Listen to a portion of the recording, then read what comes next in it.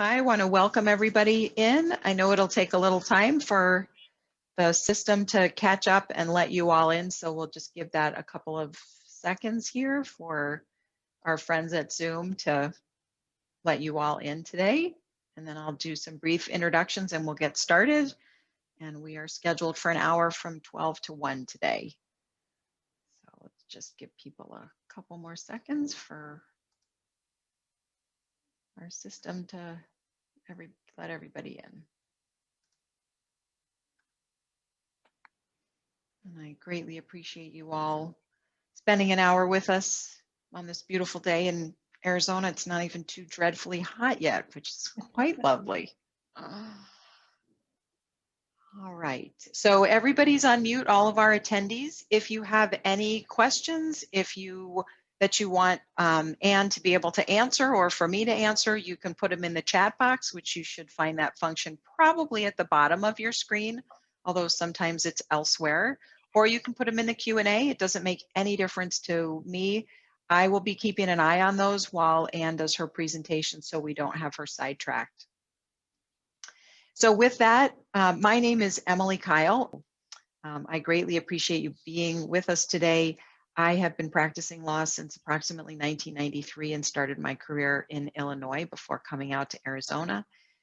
And I have my own practice, and I am also a licensed fiduciary, so it gives me some insight to being on the other side when I actually have to act as the trustee of a trust. So with that, I'm so excited and thrilled to have Anne with us today from National Care Advisors. She is the president and founder of National Care Advisors. And what they do is they help us, they help you, they help all kinds of professionals to help families find their way through benefit programs and case management and housing situations, kind of the whole ball of wax. When you can't be the feet on the ground, that's when Anne and her team come in to help us out. And we, of course, send difficult cases to Anne because the easy ones, the families can usually manage on their own. So we've had situations, for example, with a gentleman who was homeless trying to figure out the best way to get him some services and a safe place to live, especially when it was 115 degrees outside. And they gave us some really good ideas and he is thriving. He's doing a fantastic job. We got him a trailer, basically like a mobile home that he's living in currently in a park. And I think it's the first time he's had safe housing, and it's kind of an idea I probably wouldn't have come up with. And Anne and her team did research to help us figure out where we could get that parked and take care of him, along with getting him a free phone and some other services. So we are extremely grateful to them for all of the work that they do to help us out. So with that, I am going to mute myself, although I'm here again to keep my eye on the chat box and the Q&A, and we welcome you all. And Anne, it's all yours. Great. Well, thank you so much, Emily. It's such a privilege to be able to present with you and for you. And I think we'll just get into the meat of it, if that's okay. So today we're going to be talking about benefits and all kinds of benefits that some are very specific to Arizona. Some are available in Arizona, however, are national in scope. We're going to talk about income replacement. That's money for housing, utilities, food, transportation, other essential things. We're going to talk about medical insurance and different types of insurance and benefits, third-party benefits that provide for the physician visits and lab work and prescription medications, therapies, and supplies. We're going to talk about long-term care. And we're going to talk about quality of life supports. So those are the other things that make life a whole lot better for folks beyond just the essentials. And so we always like to talk about that. One of the things that National Care Advisors is very focused on is making sure that we look at the holistic quality of life of the individual, not just the gotta haves, but some of the nice to haves as well. So is that there really are only three ways to achieve a given vision for quality of life. And sometimes this is a little hard because we would like to have a magic wand so that we could really get everything all done. But there's really only three practical ways. One is through unpaid family time, love, and energy. The second is through private money, either the individual's resources or the family's resources. And the third is third-party benefits. I've been looking for a 4 and a 5 here, and I haven't been able to find it. And I've been doing this, gosh, almost 35 years now. So these are the three ways. And so we try to approach this very practically, and we want to make sure that we've certainly maximized number 3, all of those third-party benefits. Every once in a while, we have a family that comes to us that has so much money that they don't care about benefits, but that is the exception rather than the rule. So today we're going to talk about third-party benefits.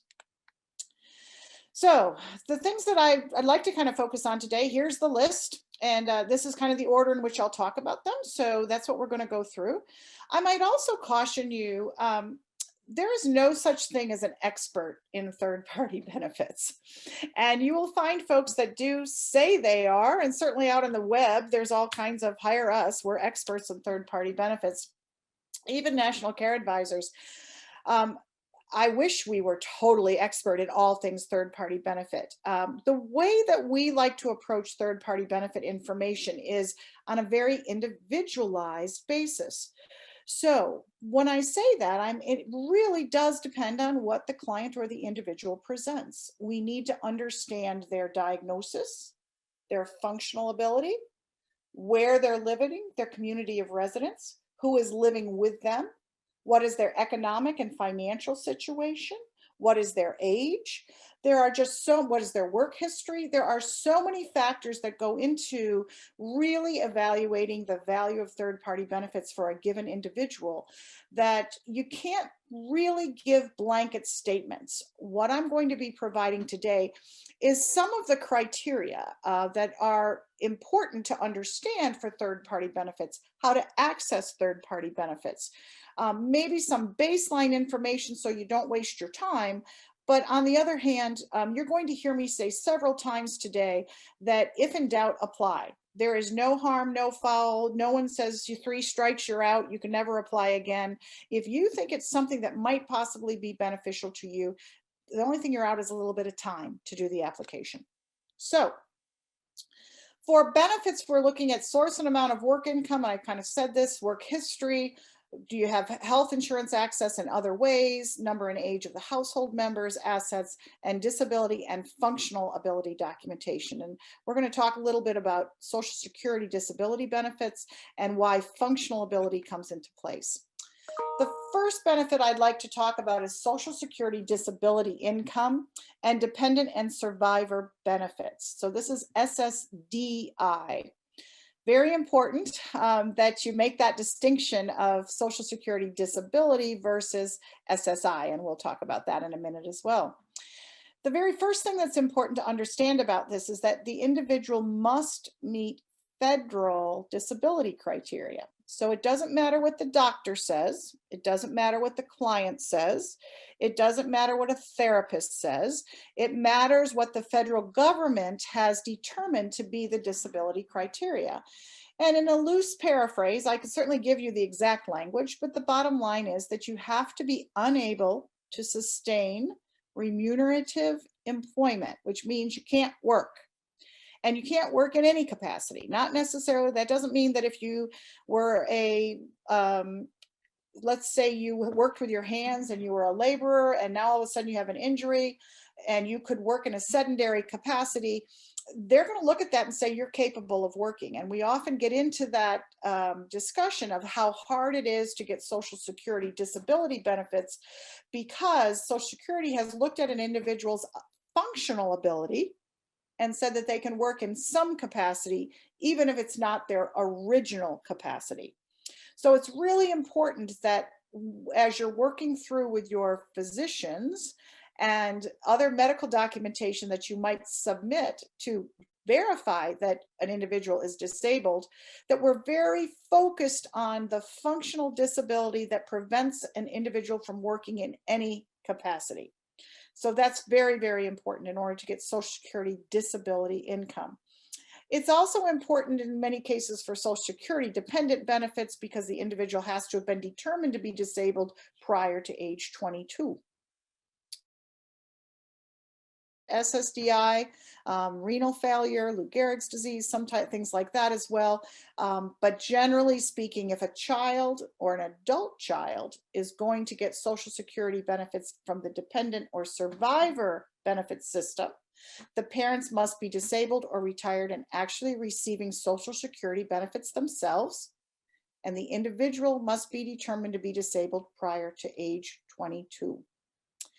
The second thing that's important is that the individual must, in order to get SSDI for the actual individual, say someone who's under age 65, you must have worked enough quarters and not had a significant period of cessation of work prior to being determined to be disabled.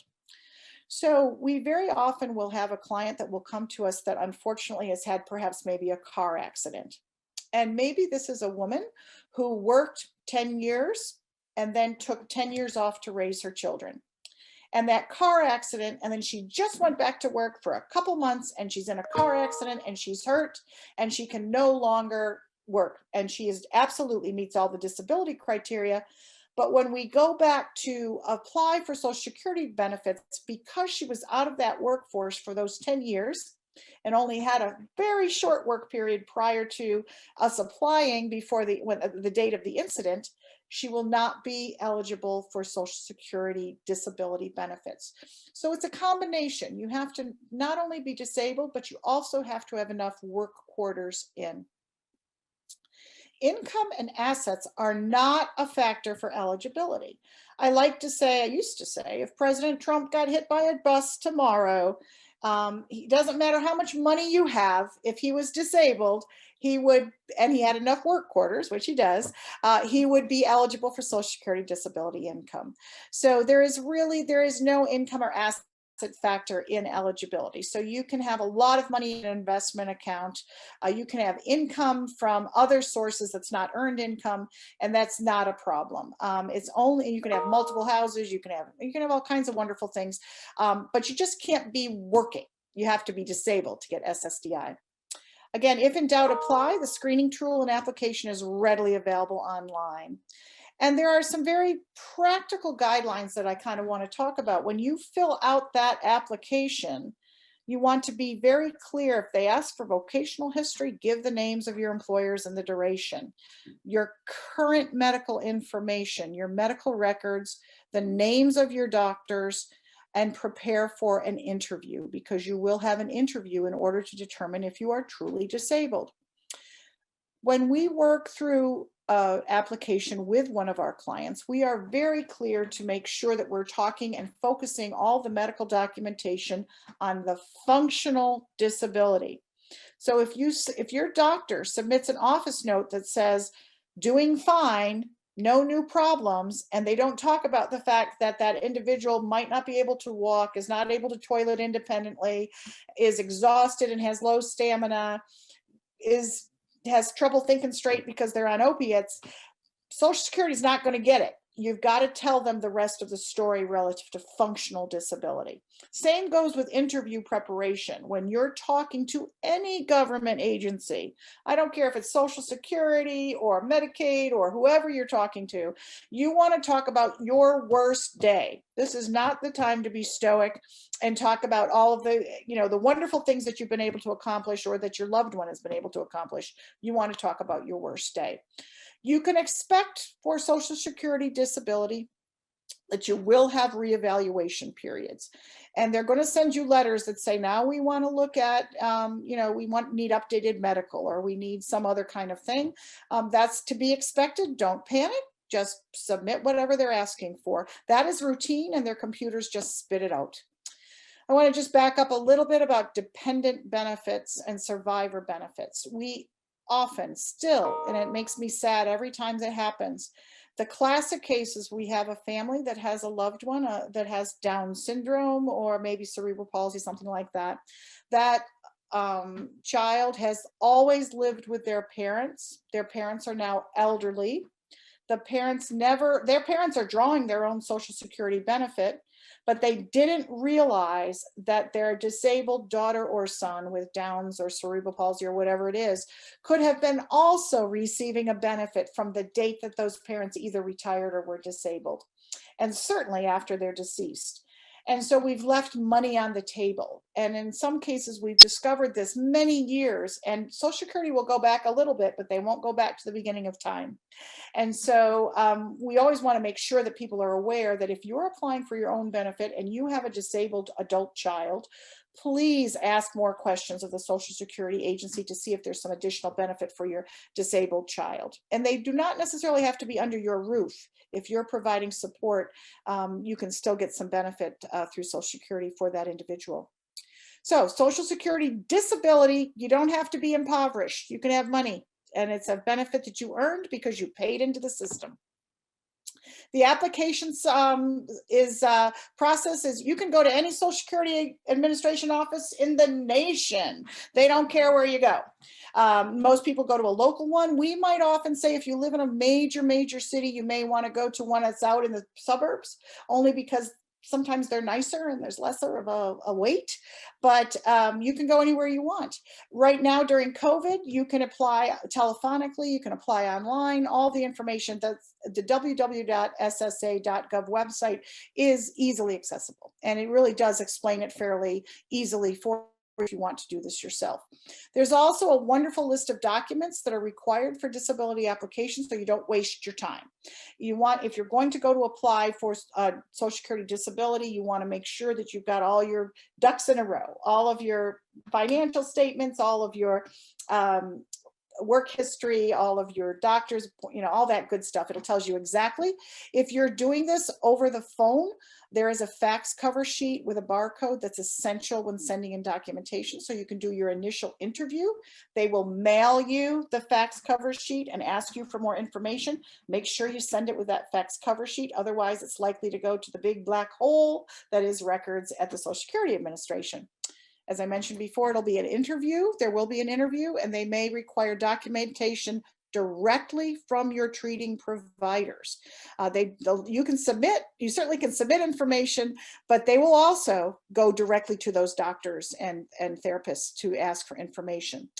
If you get a letter that says that you've got an appointment and that appointment's not convenient for you, or in some cases it's passed after the letter gets to you, sometimes the mail's slow, you can reschedule. Don't worry, those are not hard and fast deadlines.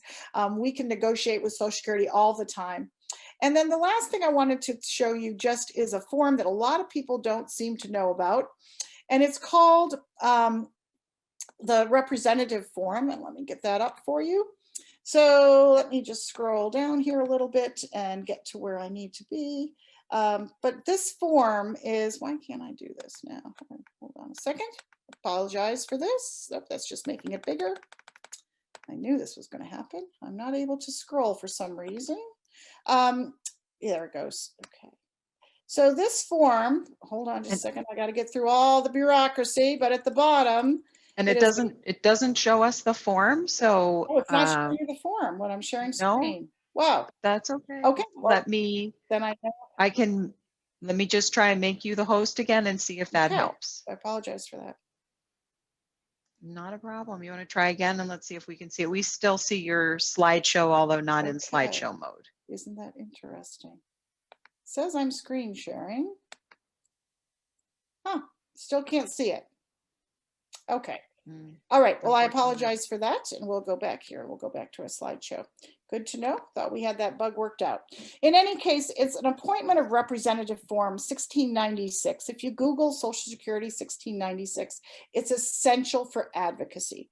So otherwise, if you have an individual who you help, that you're helping to apply for Social Security benefits in any way, oftentimes you might get shut down where they say, we can't talk to you, we can only talk to that individual. There's several ways you can get around that. One is to do a three-way conversation. Secondarily is to submit this appointment of representative form. And you can also supply your guardianship or conservatorship papers if that's appropriate. But this form solves all that problem. Once it's on file with Social Security, then you can act and advocate for another individual, and we do that all the time here at National Care Advisors. We become that representative. You can also ask to have notices sent to you. So for example, if you have a loved one that isn't real good with mail, that's really helpful to have those important notices be sent to someone who can address them right away. So along with Social Security disability or retirement Social Security or dependent or survivor Social Security benefits comes Medicare. Medicare, as you know, is a federal program. It's a 2-year wait from the date of disability for individuals that have Social Security disability income or dependent Social Security benefits. If you're accessing Medicare because you've retired, you've reached your retirement age, then it's immediate. There is no 2-year wait, but for everybody else, there's pretty much a 2-year wait unless you're end-stage renal disease or Lou Gehrig's disease. Again, interesting that they have carved out those diagnoses. I still haven't gotten a straight answer why liver transplants and other kinds of horrible diseases don't have that same benefit, but they don't. The most important aspects are parts A, B, and D. A is hospitalization, B is outpatient services, and D is prescription drugs. So those are really important for you to pay attention, and most people, those are recommended that you have those parts of Medicare. There are premiums, co-pays, deductibles, and a donut hole associated with Medicare. Those now actually vary based on your income. So very wealthy people that have Medicare may be paying a pretty significant premium nowadays. So don't be surprised by that. You need to be prepared for it, and certainly talking to your financial planner about that and understanding that Medicare is not 100% payer source, and there are indeed premiums.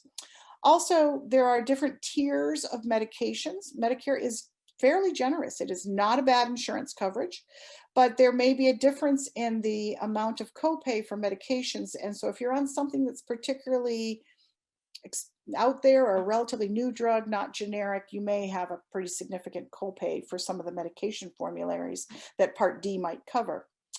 In all cases, we recommend that people that only have Medicare also have what's called Medigap coverage. And those are very state and even county specific Medicare supplemental or advantage policies. You can go out to the Medicare.gov website, and they will tell you, put in your county, and it will tell you all of the folks that are providing either supplemental or advantage policies in your county of residence. And there will be, in many cases, a small premium for that, although we are seeing now in some jurisdictions that this Medigap coverage, especially advantage policies, which are usually HMO policies, which means you are restricted on who you go to for coverage or for doctors, but that sometimes they're free. So we want to always take a look at that. If your preferred doctors, hospitals, everything else is covered, there's nothing wrong with a free advantage policy. So you really want to evaluate what you're signing up for. There are coverage guidelines and limitations. So just because your doctor says you need something doesn't mean you're going to get it. This is like all health insurance, not just Medicare. And there are also Medicare assistance programs. They're called QMB, Qualified Medicare Beneficiary, Special Low Medicare Beneficiary, a Qualified Income.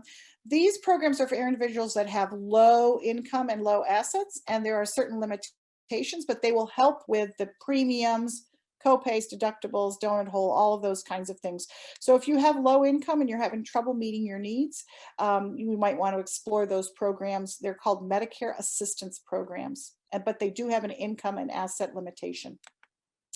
So there's an application process readily available at www.medicare.gov. Please know that if you turn 65 and you don't sign up for Part B, there might be a penalty. So you want to understand that. Medicare will absolutely coordinate with other health insurance coverages like Medicaid, like employer-sponsored coverage. Again, a supplemental or advantage plan is recommended, and it does not provide coverage for long-term care in the home or the facility. Do not mistake Medicare for Medicaid. It does not provide for long-term care. It will provide for intermittent short-term acute home care for a nurse to come out, maybe to change a dressing, or a home health aide to help for a little bit of time, or a therapist for a little bit of time, but you're not going to get 24/7 or any substantial long-term care through Medicare. Same with facility care. If you break your hip and you need to go in for rehab, you might get 6, 8, 12 weeks out of Medicare, but eventually they're going to pull the plug and they're not going to take care of you for the rest of all time. All right. Let's get into supplemental security income, which is different, although same website. Supplemental security income is income and asset restricted. The individual must be impoverished. So there's an asset restriction. Generally speaking, the individual cannot have more than $2,000 in any type of an asset. So that means a savings account, a life insurance policy that's available, has a value, any of those kinds of things. They don't count your primary residence or home, so you can still own a house, you can own one vehicle, and your personal effects and furnishings are exempted as well. There's an income restriction to the poverty level. Parental income and assets are also a consideration for children under age 18. And if in doubt, again, apply. There's practical preparation guidelines, again, same as for SSDI. They're going to want all kinds of documents, and there's a nice little list on the website that tells you exactly that. There are absolutely reevaluation periods for SSI. In some regions, it's once a year, sometimes it's twice a year. It's always interesting to me how it's not the same across the country, but they will ask you for information from time to time. Don't get upset, especially for those of you that may have a child with Down syndrome or cerebral palsy, and they ask you, once again, is your child still disabled? Obviously, but they don't know that. The computer spits it out. If you're providing a lot of support to your child that has special needs, you may have reductions because of this in-kind support. But most would be about a third usually in most cases, but you do have to be careful about how you are providing additional support to an individual who's receiving SSI. For 2021, the maximum SSI benefit is $794 a month. Oppose that to Social Security disability that maxes out at about $3,000 a month for a high wage earner. Social Security disability, the monthly amount is based on your earning history and what you paid into the system. Whereas SSI, if you're getting the full benefit, it will never be more than $794 unless you live in California or New York City. Okay, some practical suggestions to prepare to avoid SSI benefits due to deeming or in-kind support. It's Social Security, as supplemental security income is to be used for essential housing, utilities, and food. That means you got to have, if someone's living with you who's disabled and getting SSI, they need to pay rent. And you need to demonstrate that they're paying for rent, utilities, and food from their benefit, even if they're living with family. Please understand too that a client can receive both SSI and SSDI benefits. They're dual eligible. This only applies to the SSI portion of their benefits. The application process can be started online, but it will be completed telephonically or in person. It's a little trickier to do an SSI application than it is to do an SSDI application. So there are rules from if you have a special needs trust, you need to pay vendors directly if at all possible. This distribution from a special needs trust must be for the sole benefit of the beneficiary, and you want to avoid providing cash to the person receiving SSI. If you ever have questions about that, I'm giving you the website for the procedure and operations manual. They've got some really interesting things to understand about administering a trust and how to maintain what's allowable and not allowable for SSI purposes, but at least it is in writing in many cases, although it's subject to interpretations at times with the Social Security Administration. Let's move on to Arizona Medicaid, affectionately called AHCCCCS. Arizona. So let me just interrupt you for 1 second here, Ann. Yeah. So I also want to remind people back on that $2,000 limit for SSI, which is the same for All-Tex, not Access that she's about to talk about, but for All-Tex and SSI. For those of you who have parents, so grandparents of the child who bought savings bonds when the child was born, don't forget you put them in the safe deposit box. The value of those bonds, whatever their actual value is, their cash value, gets counted toward that $2,000 limit. I only mention it because we get a lot of panicked phone calls when parents realize their child's been on SSI and All-Tex, and then they just remembered, oh my gosh, I have $5,000 worth of savings bonds. And we usually have solutions for that. Maybe it can go to an ABLE account, or maybe you already have a first party special needs trust, it can go there, or maybe they need a new computer and a new iPhone and you've just spent all the money. So I understand the panic, but most importantly, just remember that if you have those kinds of assets, that is part of what needs to get disclosed, that is part of the $2,000 For limit. sure, Thanks. for sure. Okay, so access, Arizona Healthcare Cost Containment System. Every state has their own little nomenclature. It's always interesting to me. Washington has Apple Care, California has Medi-Cal, you guys have access, but it's all Medicaid, and Medicaid is funded generally both with federal dollars and state dollars and administered at the state level. So often, though, we can look at a given program and it exists in a state. The question is, what is the funding stream for that from the state level? But generally, the basic programs are pretty much the same in all states. It's just the funding level and how they're administered and what they're called that is different. So if you ever want to move from one state to another, we can certainly help you with that. If you have an individual who's receiving SSI, which I just spoke about, they are eligible for Medicaid. That's universally true. That the financial situation is almost identical. It's super important, though, to understand which Medicaid program might be applicable to an individual that's not receiving SSI. So one of the handouts, and we're not going to be able to show it, but there's a chart. There are multiple Medicaid programs.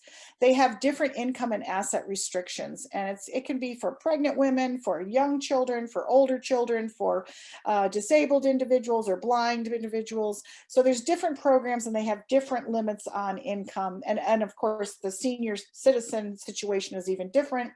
So we want to make sure that we know what we're looking for and what specific Medicaid program might be applicable to this a particular client's situation. Medicaid may very well be available without SSI for facility care or other state-specific programs, including home care programs. We also, at times, if we have income that's too high, we can petition to have a share of cost assigned, which means that after you've paid a certain amount out of pocket, then Medicaid will pick up after that part. And so that's important as well to meet that income restriction situation. There are lots of things, and I won't read the whole list to you, but Medicaid is, even though it's the program we all love to hate, to be honest with you, it is very generous and very comprehensive. It has significant value to clients that have disability and long-term need. Specifically, things that you can only get through Medicaid is long-term custodial home care services, incontinence supplies. In most states, including Arizona, after age 3, we can get incontinence supplies covered with a prescription. Durable medical equipment, there are certain things that Medicaid will cover that no other source will, and certainly long-term facility custodial care. Those are the ones that we're always after. And when you're looking at a future care plan or quality of life plan, the biggest line item costs are always either custodial home care services or long-term care facility. So that's why we don't want to turn our back on Medicaid unless we're sure it's not going to be helpful to us. So Medicaid generally is now in almost all states, they've all gone to a managed care program where you have to select, or they'll have select one for you, yet another HMO. So it's no longer the state telling you what you can and can't do. They've contracted with some type of insurance carrier administrator to give you those guidelines. There are formularies for what drugs are covered. There's other guidelines, vendor restrictions. In some cases, nominal copays, but they're usually very nominal. We're talking a few dollars. Often things are without any kind of copay. It's 100% payer source. Prior authorization can be essential for certain things, certainly surgeries, equipment, home care services, that kind of thing. As generous as I am mentioning that the Medicaid system is, advocacy is often required to maximize this benefit. And it's really important how the physician puts in the requisition or the prescription to get Medicaid to pay for something. And I think it's really important to analyze the value of benefits prior to establishing or funding a special needs or supplemental needs trust, because it will help you to understand how much money you should really put into that trust, what the financial plan needs to look like. So I'm just going to give you some examples of what the Medicaid program and access feels as poverty. And so you can kind of see that. And these are different programs that actually exist, and gosh, none of them are consistent, are they? 147% of the federal poverty level, 156% for if you're pregnant. If you're elderly or disabled, it's 2,382, which is, you know, for an individual, that's way more than you would get under some of the other programs. So again, it's very important to understand what program you're really going after so that you appropriately plan for what is the income and assets that you're allowed to actually keep and have available to that individual. The application process, I've given you the website here, the DES assistant, family assistance office. For Medicaid, you must go to the local office for your zip code. You're not allowed to go to just any old place. They do want you to go to a local community center for those applications, which is different than the Social Security office. So I also wanted to mention there are special programs and rules for documented and undocumented immigrants. And certainly that's a hot topic right now, and we're hoping we'll have some more clarity on that. But there are sometimes, it is possible to access Medicaid benefits for individuals who have or immigrants that have some documentation challenges. There are special programs and rules for Indian tribes and nations. Also, if you're caring for a child that was in the foster care system or adopted out of the foster care system, it's really important to understand what that does to that child's benefit. Oftentimes, Medicaid is very generous to children that are adopted out of the foster care system. So we want to make sure that we're doing that consistent with maximizing their benefit. And then there are also special programs for disabled individuals who are working in a limited capacity. So you'll notice that I mentioned that the federal government says that you can't work, but if you are disabled, they really kind of want you to work in a limited capacity as long as you're not making too much money. And so there are ways to retain your Medicaid benefit if you are disabled and working and you require support services to maintain that employment and that you're not making substantial income. And so important to keep that in the back of your mind. So I want to talk a little bit about ALTEC, which is long-term care, Arizona long-term care. It's a Medicaid funded program specifically for aged and disabled individuals. Underneath ALTEC comes the home and community-based service waiver, which provides significant long-term care services in the home setting and can be very valuable. In the senior setting or for married spouses, for example, they don't necessarily senior, but in some cases we have individuals, for example, that have a diagnosis of MS or early Parkinson's or early dementia. We have special rules for the non-disabled spouse. And so it's important to understand that in some cases we can indeed access long-term care, even though without totally impoverishing the spouse. And there's also special rules for a parent's financial situation. So in many cases, the parent's income and assets are not counted for disabled children. We have many clients where mom and dad are fully employed, they have assets, but we have Arizona long-term care because their children meet all the criteria for that long-term care and they have significant needs. So the Division of Developmental Disability Programs is very much involved in ALTEC. You have to meet diagnosis and disability criteria. Certainly in the developmental disability world, it varies by age, a specific diagnosis, and you must have intellectual disability. Functional level and acuity level is important for services. So there's a priority and urgency of need that's applied. I want to stress a little bit about intellectual disability. We often have situations where a parent will say to me, I don't want to apply for this benefit because I don't want my child to be labeled. And my answer to that is that when we're asking for benefits and money, we are working in a system that is bureaucratic. And my personal opinion on that is that you can call my kid purple if it gets me more money to accomplish the quality of life that I desire for my child. And so we often have to work through that. Maybe this child has a lot of strengths and a lot of perhaps academic strengths, but may have some executive thinking challenges or other disability that would make them eligible for these services.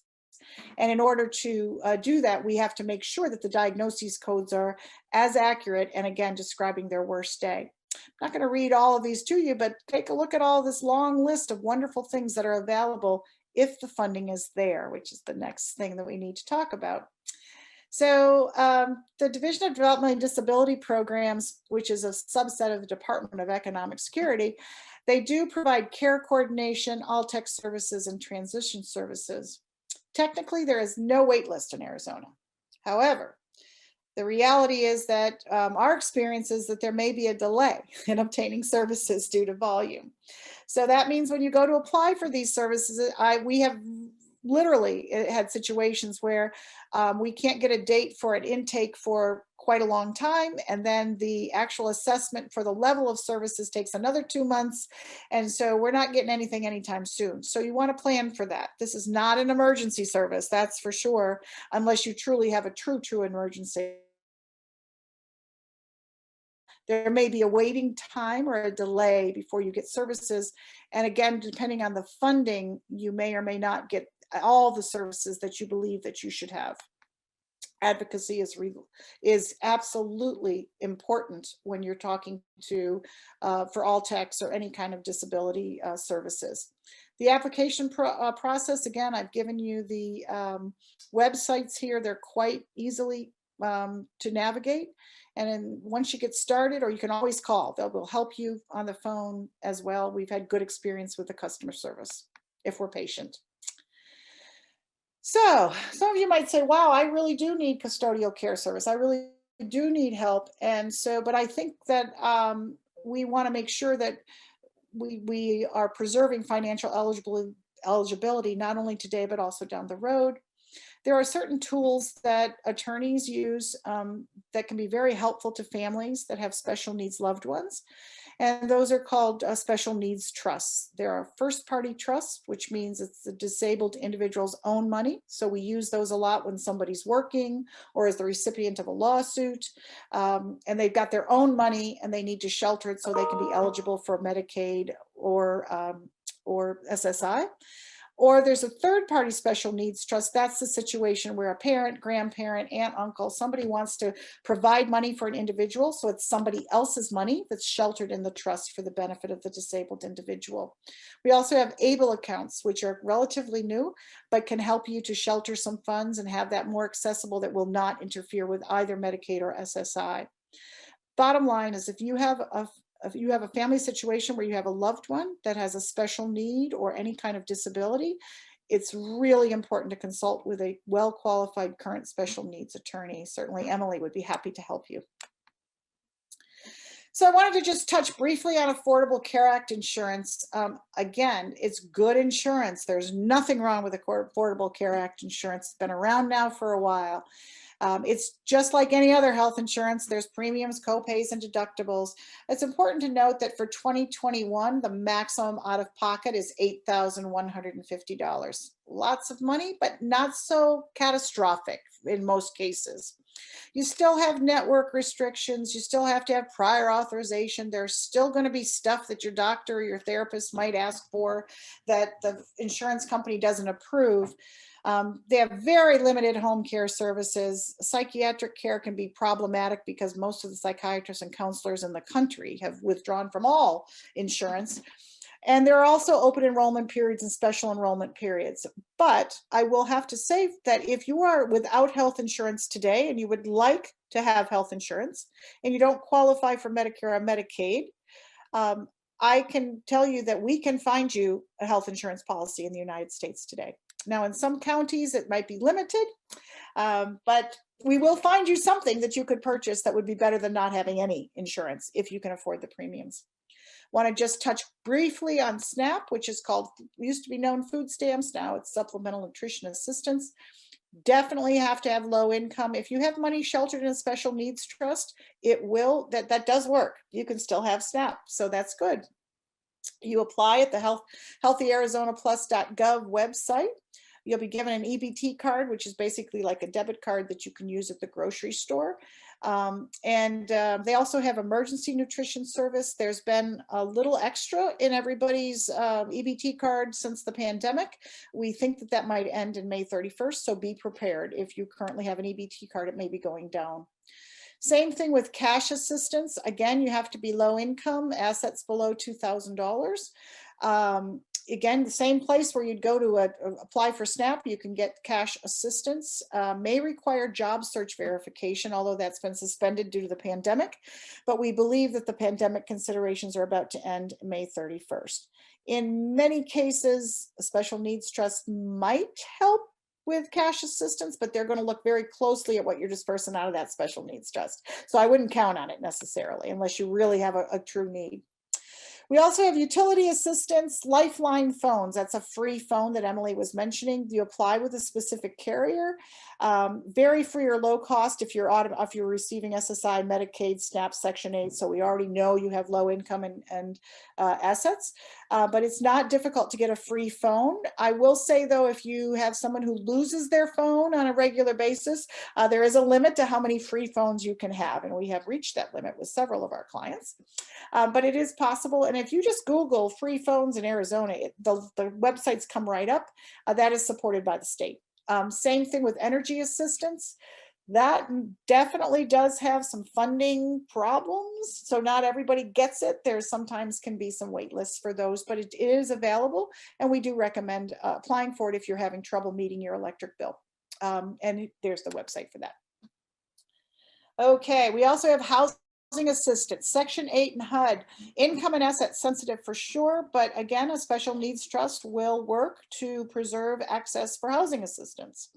They provide vouchers. The voucher absolutely the voucher value varies based on the income level of the individual and the household family size.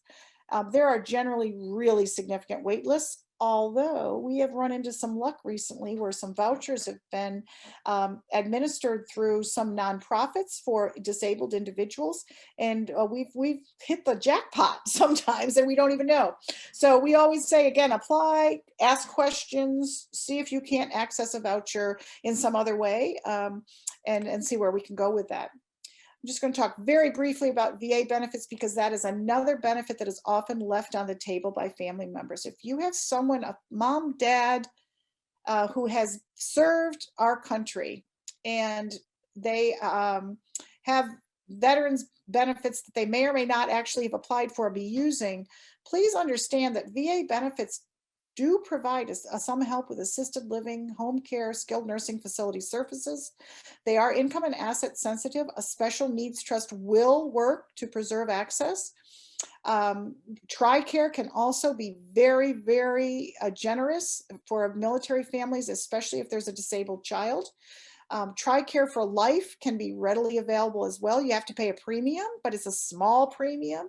So when we run into a family that has some type of a military service record, we want to explore that. And we do find that it requires some advocacy. It is not easy to navigate the VA system. Public school benefits. I want to mention this only because we see frequently that parents don't understand that benefits are available until age 22. And if you have a child that requires a lot of supervision and care, that school district is providing up to 35 hours of education, supervised care, quality environment, 9 months out of the year, and it's through age 22. Don't be in a hurry to have your children graduate unless there's really a plan for what's next. You might as well use the benefit. After age 15, by the way, that individualized education plan must include transition to adult services and vocational services, and that's based on federal regulations. It's often necessary that we need to have some advocacy to make sure that individualized education plan makes sense for the transition to adulthood. There's also benefits that you could look for, not necessarily through public school, but there are public benefits through the state for additional vocational training and post-high school education through community college programs. So again, when you're working on that transition plan that's so important as a child with special needs approaches age 18, you want to make sure that you've got all the information you need and that you're not leaving something on the table that might have quite a bit of value. So again, there's a lot of value of these benefits. Planning and advocacy is often required. If in doubt, apply.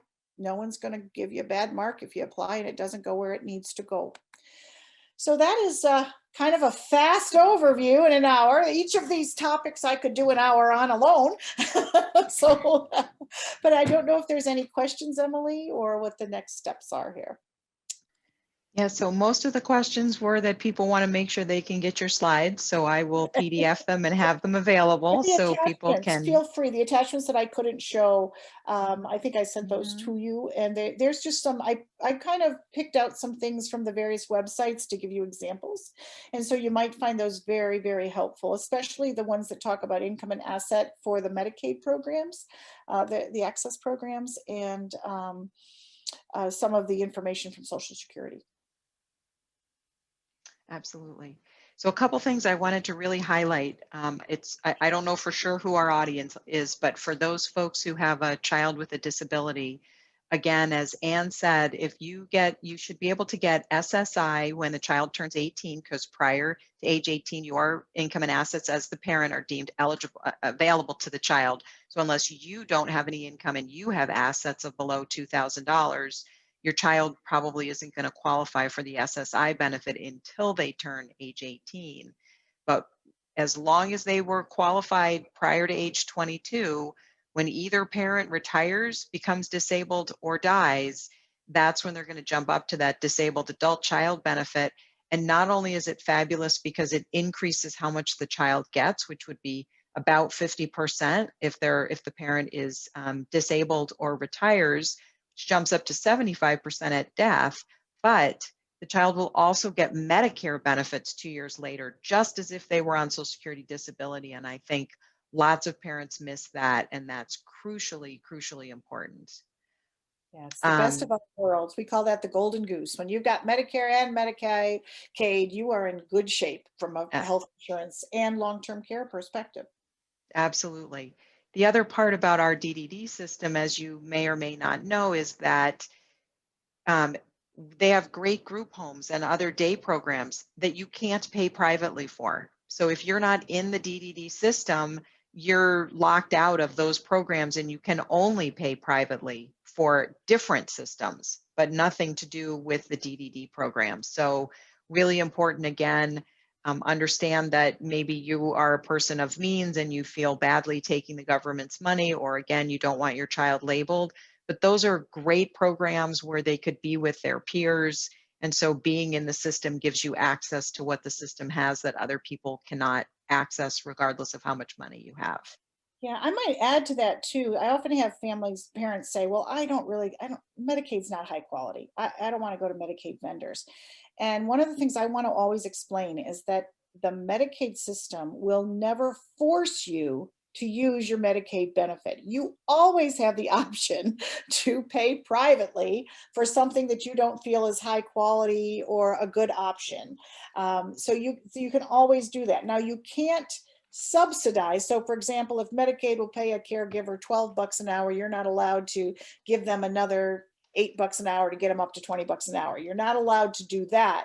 But that doesn't mean that you can't use your Medicaid provider at $12 an hour for 9 hours a day and then pay somebody else another 8 hours a day at the rate that you want to pay them. So same thing with doctors. Like if you want to private pay a therapist or a doctor or for a piece of equipment, the Medicaid system isn't going to tell you, no, you can't do that.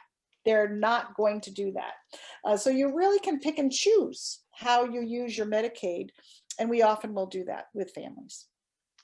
Yeah, so one question here that I don't have the answer to is if there's a phone number with regard to housing assistance, or maybe somebody just needs to reach out to NCA and you'd be able to get them a phone number related to the Section 8 housing, which understand that each community often has their own housing authority as to what's available in that community. It's county specific, and it can also be city specific if you live in one of the counties that has a large city or a large community in it, which certainly many of us do. But if you Google housing assistance or Section 8 or HUD and then put in your community, that information will be readily available. I'm kind of telling you all the magic sauce, but that's a good place to start. And then we can get the very local information. I've also found that those folks I just did a search recently in a county for a family. And it actually was a trustee who was considering becoming a Section 8 landlord. It was kind of an interesting twist on that. And so we had a lot of questions for the Section 8 HUD folks, and they were very, very helpful and eager to become, eager to have more landlords, to be honest with you. So then it's a question of whether you want to actually entertain that, but you should be able to find that readily on the web. Yeah, one of the other legislative items that's been on the horizon and drafted for, I don't know, at least 5 years is called HOTMA, HOTMA. Yeah. And that will be very, very, very bad legislation if passed in the way that it is currently drafted, because any distribution from a special needs trust will be deemed income to that Section 8 housing person, which in almost all circumstances will make them over the income limit and no longer be eligible. For those of you who are legislative activists, keep your eye on it and maybe make a call to your local legislator about how that is not helpful for folks with disabilities. If they're in Section 8 housing, they obviously need help, and it would be rare that we would have a special needs trust that would be sufficient to cover all of their housing, or we would have used the trust to buy them housing. So just keep an eye on that legislation as it comes out. There's also been some really new initiatives relative to congregate apartment living for individuals that are fairly high functioning. And you've got some really cool things happening in Phoenix, although they were full before they were even finished. But keep your eye out for those types of, that future transition planning. When you have a child that's 16, 17, maybe on the autism spectrum or very high functioning with some type of developmental disability, the planning is not when you're ready for them to move out in 2 months. The planning can be 5 years ahead, to be honest with you, as we take a look and then see what's being built, what might have some assistance through Section 8 or HUD, what doesn't. And again, the group homes, some of them are very high quality. Don't be quick to just and they're subsidized, and that's outside of Section 8, to be honest with you. So don't be quick to discount things. What we read in the newspaper is that 1% horrific situation that happened. We have literally thousands of individuals living in really nice, good quality supported living situations that are either group homes, supported apartments, aggregate living, that kind of thing. So, and there are options out there, but it does take time to research, get on wait lists, get those doors open.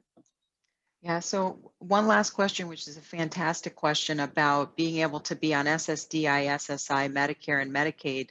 So remember that SSDI is for folks who worked enough quarters to get some money. We have some folks who worked enough quarters, but the amount that they're going to get is very low.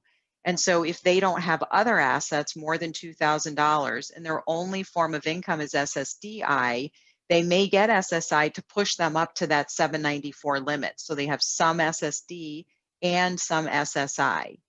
If the person was on SSDI for at least 2 years, other than a couple of exceptions, they're going to get Medicare benefits. They may also get Medicaid. Most of the time, right? Most of the time, that's going to be one of those MSP programs, those Medicare savings programs, to fill the gap from what Medicare isn't covering to cover those deductibles and co-insurance. And so, yes, you could have somebody who's on SSDI, SSI, Medicare, and we would say Medicaid, it's partially an access funded program. They don't really get an access number, but through that MSP program. So you could have somebody like that.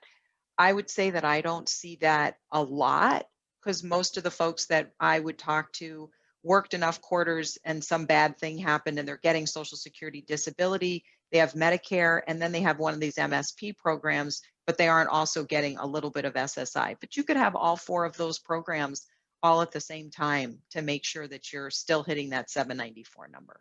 Excellent question.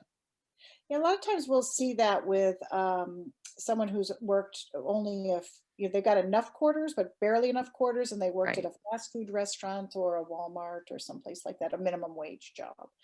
That's when we usually see that situation. But Yeah. it's a good thing when it happens.